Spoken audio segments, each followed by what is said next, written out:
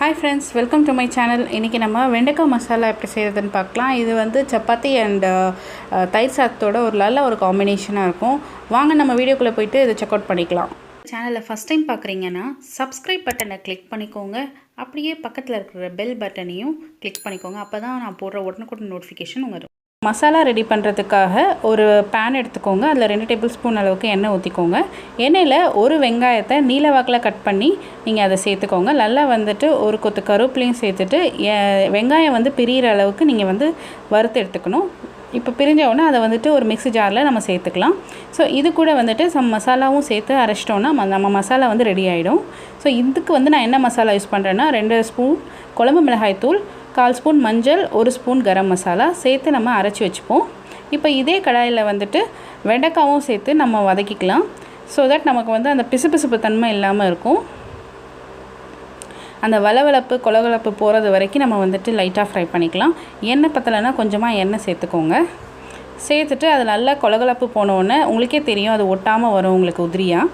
அதுக்கப்புறம் அதை வந்து தனி பவுலில் சேர்த்து வச்சுக்கோங்க. இப்படி நம்ம அதே பேனில் 2 டேபிள் ஸ்பூன் எண்ணெய் ஊற்றிக்கோங்க. 1 ஸ்பூன் வந்து சோம்பு சேர்த்துட்டு அதை வந்து ஃப்ரை பண்ணி எடுத்துக்கலாம். இது நல்லா ஃப்ரை ஆன உடனே பொடி சைஸில் வெங்காயத்தை வந்து கட் பண்ணி சேர்த்துக்கோங்க. அரை வெங்காயம் போதும். ஸோ ஆல்ரெடி நம்ம பேஸ்ட்டில் அரைச்சிட்டோம், ஸோ அதனால தேவையில்லை. இப்போ 1 டேபிள் ஸ்பூன் அளவுக்கு இஞ்சி பூண்டு 2த்தையும் நறுக்கி சேர்த்துக்கோங்க. அதோட பச்சை வாசனை போகிற அளவுக்கு 2த்தையும் நல்லா வதக்கி வச்சுக்கோங்க. நல்லா வதங்கி பச்சை வாசனை போனோன்னா இப்போ மிக்சியில் அரைச்சி வச்சுருக்கிற பேஸ்ட்டை வந்து இதோட சேர்த்துருங்க. சேர்த்துட்டு நல்லா அதை மிக்ஸ் ஆகி நமக்கு வந்து அந்த பச்சை வாசனை போகணும், மசாலாவோட பச்சை வாசனை போகிற அளவுக்கு நம்ம ஃப்ரை பண்ணிக்குவோம். ஒன்ஸ் பச்சை வாசனைலாம் நல்லா போனதுக்கப்புறம் நம்ம வந்து வெண்டைக்காவை சேர்த்துக்கலாம். வெண்டைக்காவை நீங்கள் சேர்த்ததுக்கப்புறம் அது வந்து நல்லா மசாலாவோட பிளெண்ட் ஆகணும். ஸோ அதனால் நல்லா வந்துட்டு பொறுமையாக சிம்மில் வச்சு நம்ம வந்து நல்லா கலந்து விட்டுக்கலாம். இப்போ தேவையான அளவுக்கு உப்பு மட்டும் சேர்த்துக்கோங்க.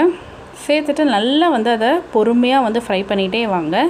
அப்போ தான் ஒரு மசாலாவும் வந்து அந்த வெண்டைக்காயில் போய் நமக்கு சேரும். ஸோ அவ்வளோதான். இது வந்து இதே மாதிரி பொறுமையாக செஞ்சு முடிச்சிட்டிங்கன்னா உங்களுக்கு வந்துட்டு வெண்டைக்காய் மசாலா வந்து ரெடி ஆகிடும். இது வந்து நீங்கள் தயிர் சாதம் அப்புறம் வந்துட்டு சப்பாத்தியோடு சாப்பிட்றதுக்கு ஒரு நல்ல ஒரு காம்பினேஷனாக இருக்கும். இன்னும் நீங்கள் கிரேவினஸ் வேணும் அப்படின்னா இன்னும் கொஞ்சம் வெங்காயம் ஆட் பண்ணிக்கலாம். இந்த டிஷ் உங்களுக்கு பிடிச்சிருந்தா லைக் அண்ட் ஷேர் பண்ணுங்கள். மறக்காமல் நம்ம சேனலை சப்ஸ்கிரைப் பண்ணுங்கள். தேங்க்ஸ் ஃபார் வாட்சிங்.